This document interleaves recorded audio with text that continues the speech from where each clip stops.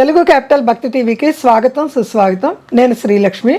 ఈరోజు మనతో సంస్కృత పండితురాలు, గోల్డ్ మెడలిస్ట్, కవయిత్రి, రచయిత్రి, ప్రముఖ ఆధ్యాత్మికవేత్త డాక్టర్ శ్రీమతి కుప్ప విజయశ్రీ గారు మనతో ఉన్నారు. విజయశ్రీ గారు నమస్కారం అండి. నమస్కారం శ్రీలక్ష్మి గారు. విజయశ్రీ గారు, మీరు ఖడ్గమాల ఎన్నో గ్రంథాలు పరిశీలించి ఖడ్గమాల మీకైతే పుట్టుకతో వచ్చేసింది అనుకోండి. పుట్టుకతోనే మీ నాన్నగారు మీకు చాలా బాగా నేర్పించారు. మన ప్రేక్షకుల గురించి, సమాజం గురించి ఖడ్గమాలలో విశేషమైన ఫలితాలు ఉన్నాయి, అవి కూడా వ్యక్తపరుస్తాను. లలితా సహస్రనామాలు ఎలా వ్యక్తపరిచాను అలా వ్యక్తపరుస్తాను అని చెప్పారు. అది ఎంతవరకు వచ్చింది, మీ శోధన ఎంతవరకు వచ్చింది అన్నది వివరించండి. తప్పకుండానండి. శ్రీమాత్రే నమః.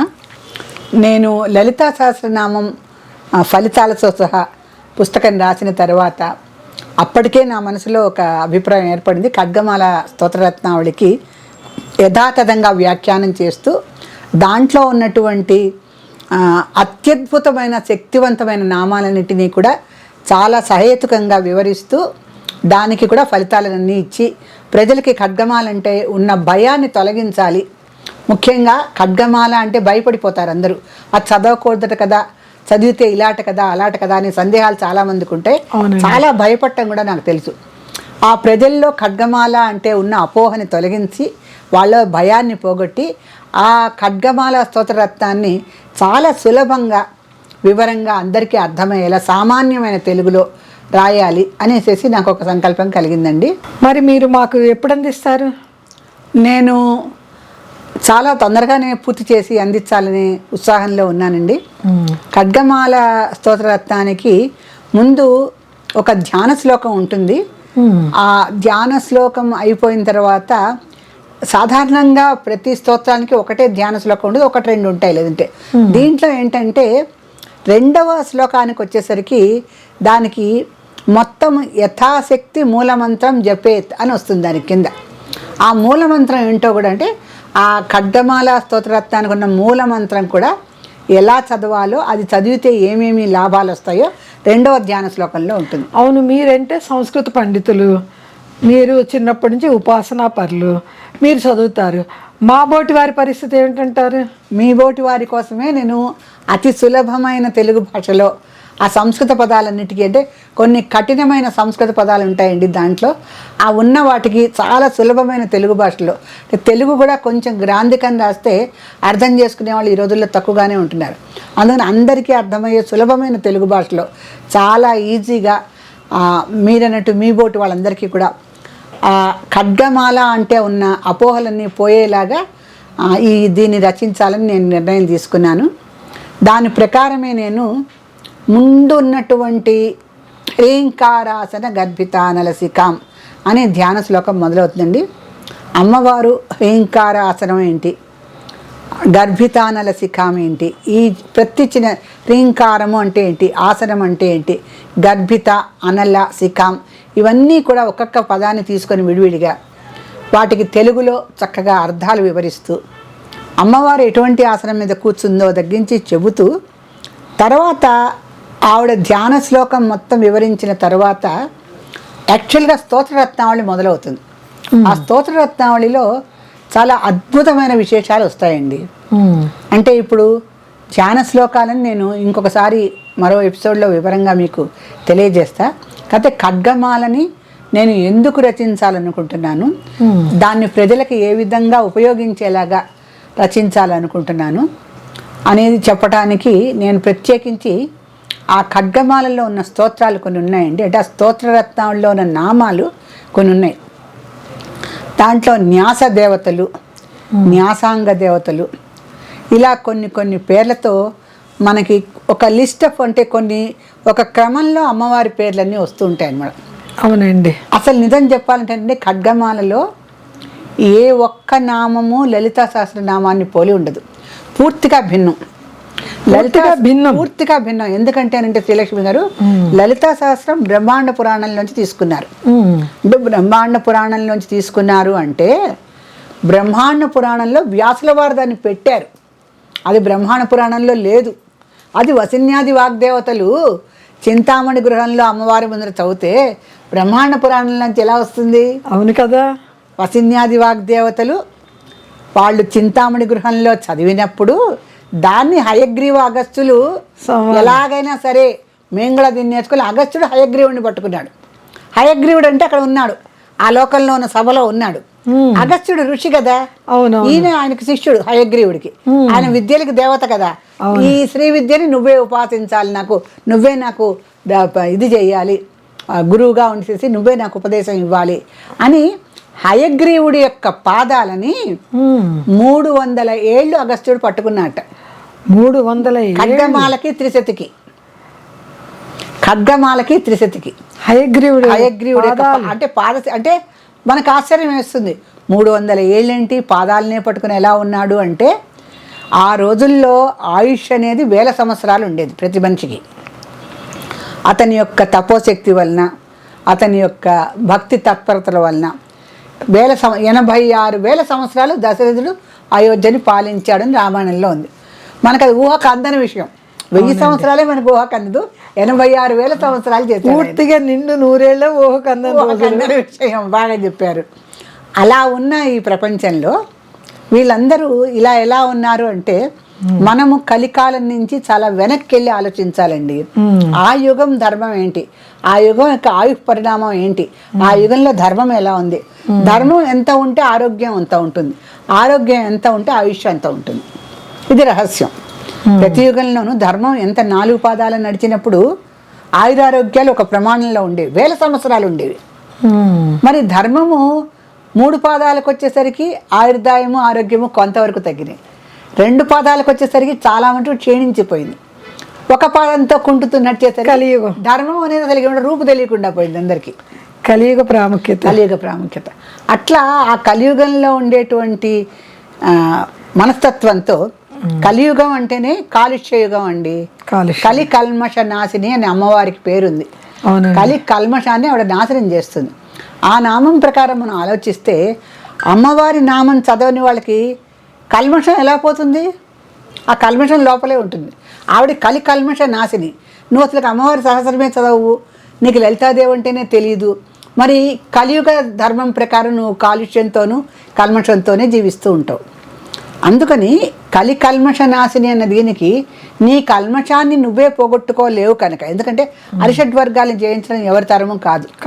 అందుకని నీ కల్మషాన్ని నువ్వు పోగొట్టుకోవటానికి ఆ లలితా సహస్రం చదివితే కనుక, ఆవిడ కలి కల్మష నాశిని కనుక నీలో ఉన్న కల్మషం అంతా ఆవిడ తొలగిస్తుంది. అప్పుడు నువ్వు శుద్ధ ధర్మం అంటే ఒక శుద్ధత్వంతో ధర్మం అంటే ఏంటో తెలుసుకోగలుగుతావు. ఇప్పుడు ఇదంతా మనం ఎందుకు చెప్పుకుంటున్నాం అంటే, అమ్మవారిని ధ్యానించాలి అంటే, ఆవిడ యొక్క స్తోత్రరత్నం ఆవిడ తెలుసుకోవాలి అంటే అగస్త్య మహర్షికే 300 ఏళ్ళు పట్టింది. అది కూడా ఏంటి, గురువు యొక్క పాదసేవ చేస్తూ ఆయన్ని వేడుకుంటూనే ఉన్నాడు. ఆయన అన్నాడు, హయగ్రీవుడు నేను ఇది భూలోకానికి తీసుకురాను, నా వల్ల కాదు, నేను చెప్పనన్నాడు. లేదు, ఈయన కాళ్ళు వదలల. నిజానికి అసలు త్రిశతి ఖడ్గమాల భూలోకానికి వచ్చే పరిస్థితే లేదు. ఇంకా లలితా సహస్రనామానికి లలితాదేవి పర్మిషన్ ఉంది భూలోకానికి రావటానికి. ఎందుకంటే ఈ లలితా సహస్రనామంలోని శ్రీ విద్యని శివుడే పార్వతీదేవికి బోధించాడు. నువ్వు స్త్రీలందరికీ కూడా ఈ లలితా సహస్రనామ పారాయణ చెప్పు, వాళ్ళందరికీ కూడా సమస్యలన్నీ తొలగిపోతాయి, సకల సంపదలు ఆయురారోగ్య ఐశ్వర్యాలు అన్నీ వాళ్ళకి దొరుకుతాయని చెప్పినప్పుడు శివుడి యొక్క ఆనతితో లలితాదేవి వసిన్యాది వాగ్దేవతలకి అనుగ్రహించింది వాళ్ళు చెప్పారు. అది హయగ్రీవుని పట్టుకుని అగస్త్యుడు భూలోకానికి తెచ్చాడు. అది లలితా సహస్రం యొక్క కథ. కానీ త్రిశతి ఖడ్గమాల అయితే భూలోకానికి వచ్చే పరిస్థితే లేదు. ఈయన 300 ఏళ్ళు గురుసేవ చేసి చేసి చేసి ఆయన్ని మొత్తానికి ప్రసన్నుణ్ణి చేసుకున్న తర్వాత మనకి ఖడ్గమాల భూలోకానికి. లలితా సహస్రనామాలు బ్రహ్మాండ పురాణం నుంచి వచ్చింది అన్నారు.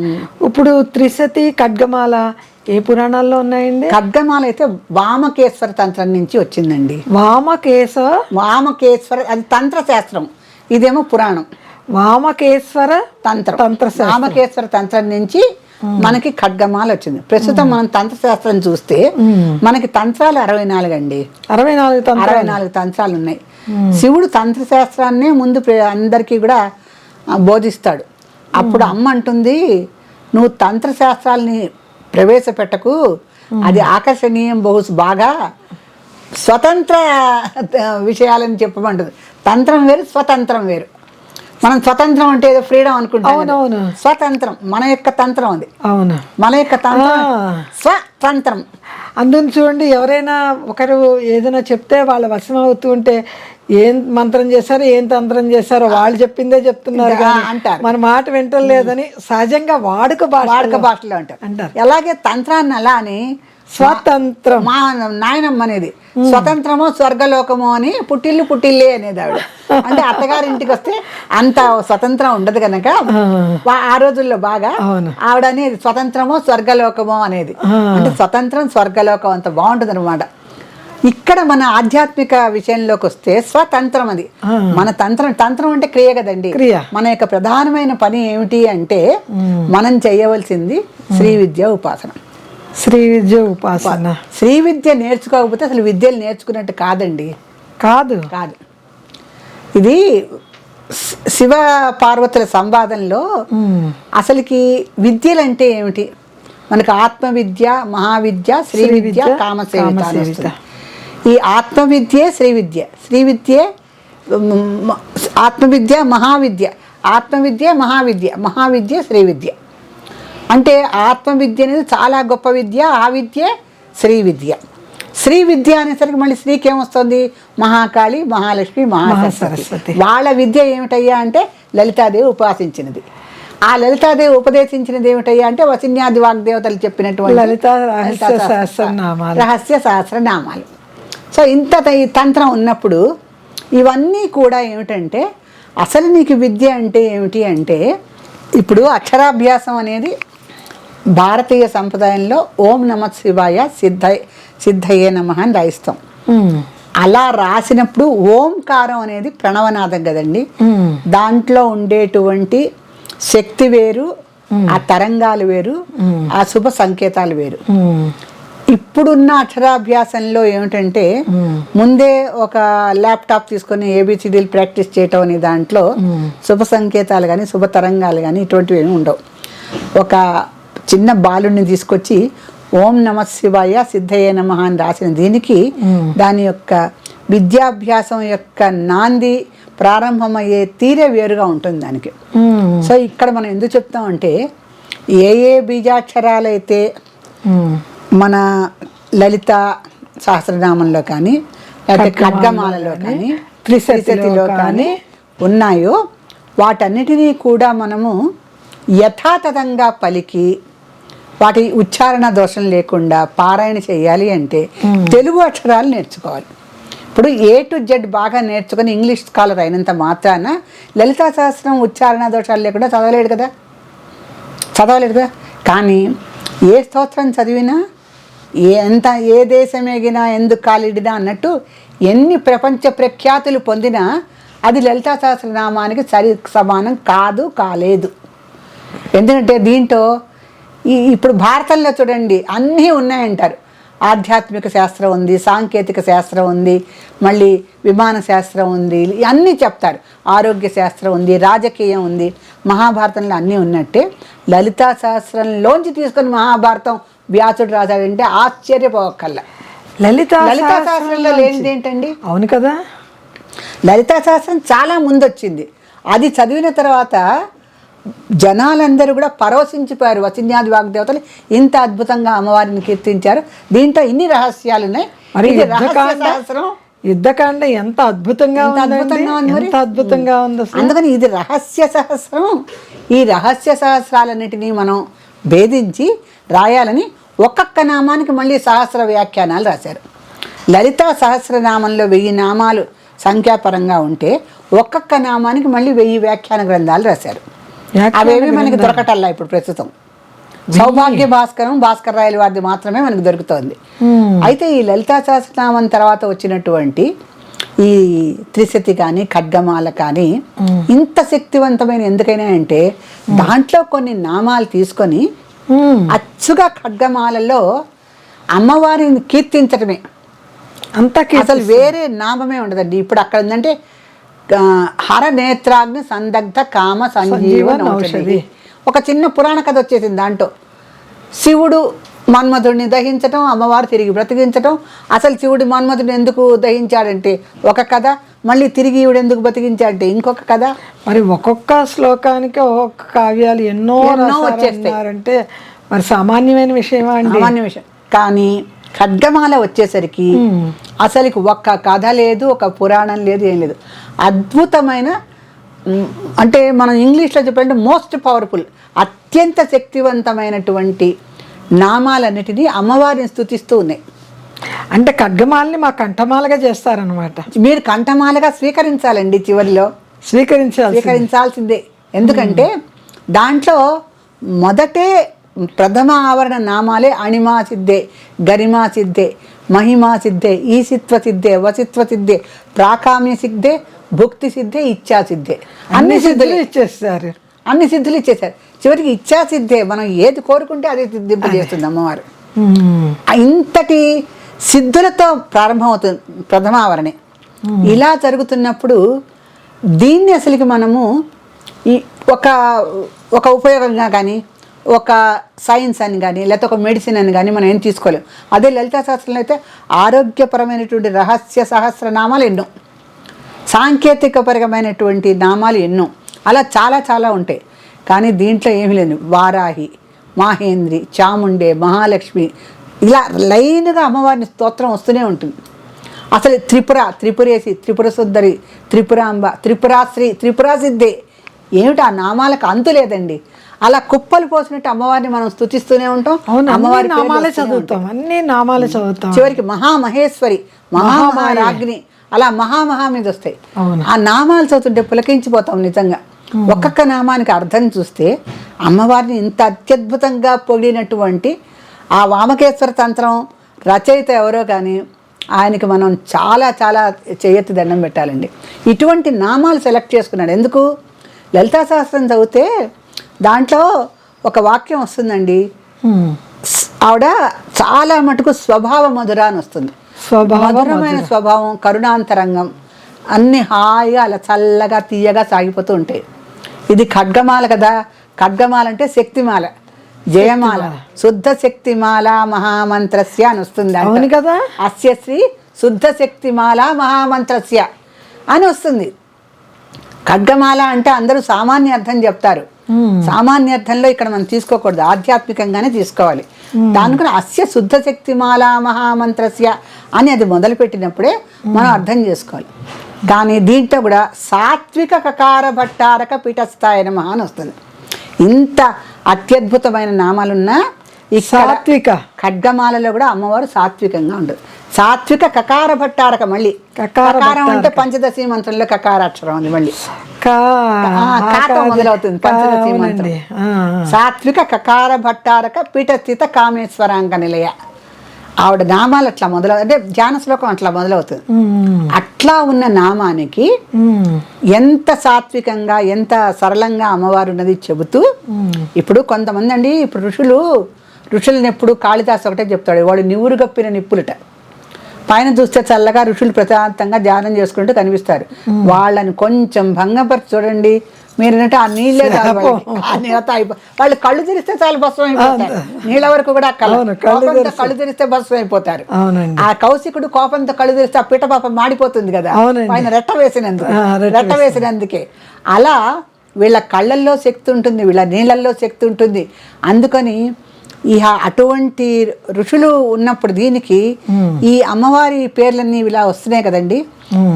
ఇంత శక్తివంతమైనటువంటి పేర్లు ఇలా చేయటంతో ఆ శక్తిని మనం తిరిగి పుంజుకోవాలి అంటే ముందు ఎందుకు చెప్పండి, నివురు కప్పి నిప్పుల్లాగా అది సాధన చేసిన వాళ్ళందరూ కూడా చాలా ప్రశాంతంగానే కనిపిస్తారు. దాన్ని విమర్శ చేసిన, దాన్ని హేళన చేసిన, దాన్ని దుష్ప్రచారం చేసిన ఆ ఋషుల యొక్క, అందుకే ఒక కావ్యం రాయాలంటే ముందు ఋషి రుణం తీర్చుకోవాలంటారు. ఋషులు కదా మనకి ఇవన్నీ చెప్పింది. ఇప్పుడు ఏదో కావ్యాలు, కవితలు అందరూ రాస్తున్నారు, వ్యాఖ్యాన గ్రంథాలు కూడా రాస్తున్నారు, నేను రాశాను. ఆ ఋషులు రాయబట్టి నేను రాయగలిగా. నా గొప్పతనం ఏముంటుంది ఇక్కడ? ఎవరైనా ఒక వ్యాఖ్యాన గ్రంథాన్ని రాశారంటే పూర్వం ఋషులు చదివి వాళ్ళు రాస్తారు, వీళ్ళు సొంతగా రాసినవి ఏం కాదు కదా. అందుకని ఋషి రుణం తీర్చుకోలేంది. తల్లి రుణం తర్వాత ఋషి రుణం తీర్చుకోలేంట దేశం తర్వాత. తల్లి దేశము రుణము తీర్చుకోవాల్సిన రుణాల్లో చెప్తారు కదా. ఈ రుణాన్ని తీర్చుకోవటానికి మనము ఈ అమ్మవారిని స్తుతిస్తూ అర్థం చేసుకొని మనం కూడా నివురుగా పెన్నిప్పుల్లా ఉండాలని చెప్తారు ఈ ఖడ్గమాల్లో. ఎందుకని నివురుగా పెన్నిప్పుల్లాగా ఉండాలంటే నా శుంఠ, నా శట, నా మూర్ఖ, నా అపండిత వీళ్ళెవ్వరికీ చెప్పొద్దయ్యా బాబు నా నా లలితా సహస్రం ఉంది.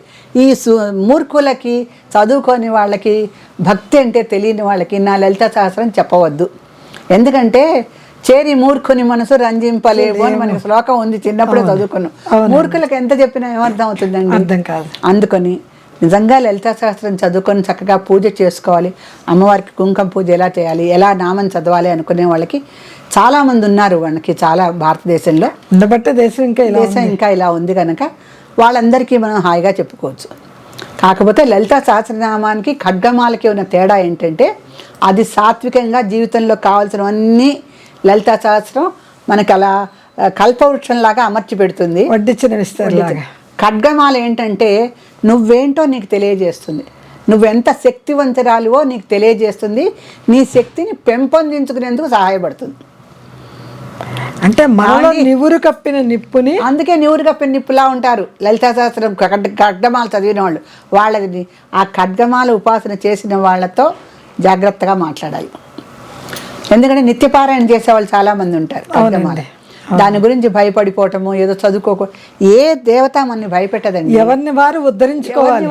మనము ఎంత శక్తివంతులమో మనం తెలుసుకోవాలి అంటే, మన శక్తిని వృద్ధి చేసుకోవాలి అంటే ఖడ్గమాల స్తోత్రరత్నం ప్రతిరోజు చదవాలి. ఎందుకంటే దాంట్లో నామాలు అసలుకి 9 ఆవరణలు ఉన్నాయండి. అమ్మవారి శ్రీచక్రంలో 9 ఆవరణలు ఉన్నాయి. ఈ 9 ఆవరణల పూజ రోజు మనం చెయ్యాలంటే కనీసం 7-8 గంటలు అమ్మవారి ముందర కూర్చోవాలి. అమ్మో, ఇంత శక్తి లేని వాళ్ళు ఖడ్గమాల స్తోత్రరత్నం సరిగ్గా గట్టిగా చదివితే 10 నిమిషాలు కూడా పట్టదు. అవునండి, 10 నిమిషాలు మనం శ్రద్ధగా ఖడ్గమాల స్తోత్రరత్నాన్ని తప్పులు లేకుండా స్పష్టంగా వీటన్నిటిని మించిన శ్రద్ధతో నమ్మకం లేకుండా ఏ పని చేయకూడదు. భక్తి, శ్రద్ధ, విశ్వాసం ఇవన్నీ ఉండి ఉచ్చారణ దోషాలు లేకుండా చదివిన వాళ్ళకి వాళ్ళు ఎంత శక్తిమంతులు అవుతారంటే, వాళ్ళు నిజంగా సామాన్యార్థంలో చెప్పిన ఖడ్గం లాంటి వాళ్ళు అవుతారు. అమ్మో ఆవిడతో పెట్టుకోకూడదు అంటారు, ఆవిడ నిప్పు లాంటిదని చెప్తారు చూడండి కొంతమంది. అమ్మో ఆవిడ నిప్పు అంటారు. ఎందుకు? ఏదైనా పిచ్చి పిచ్చి మాటలు మాట్లాడితే ఆవిడ కాల్చేస్తుంది సీతాదేవి లాగా. అందుకని అటువంటి ఒక అద్భుతమైన స్థానాన్ని మనకు సమాజంలో ఇస్తుంది ఖడ్గమాల. ఈ చదివిన వాళ్ళందరూ కూడా ఏంటంటే వాళ్ళు చాలా స్థితప్రజ్ఞంగా ఉంటారు. వాళ్ళు అమ్మవారు అంటే వాళ్ళకి పూర్తి అవగాహన ఏర్పడుతుంది. ఎందుకంటే తెల్లారులేసే నవావరణ పూజ అంతా వాళ్ళు మానసికంగా చేస్తారుగా, దాన్ని మించింది ఏం కావాలండి? అద్భుతం అండి. అందుకని శ్రీలక్ష్మి గారు మీరు మొదట్లో అడిగినట్టుగానే ఈ ఖడ్గమాలని పారాయణ చెయ్యాలనుకున్న వాళ్ళందరూ కూడా కంఠమాలగా దీన్ని స్వీకరించి, అంటే దీంట్లో అద్భుతమైన నామాలు ఉన్నాయి, ఈ నామాలను చక్కగా గుచ్చుకొని ఒక కంఠమాలగా స్వీకరించి ఆ కంఠమాలతో వాళ్ళు నిత్యం మానసిక పూజ చేసుకుంటే వాళ్ళు తరించటం ఖాయం. దీంట్లో సందేహం లేదు. శ్రీమాత్రే నమః. శ్రీమాత్రే నమః.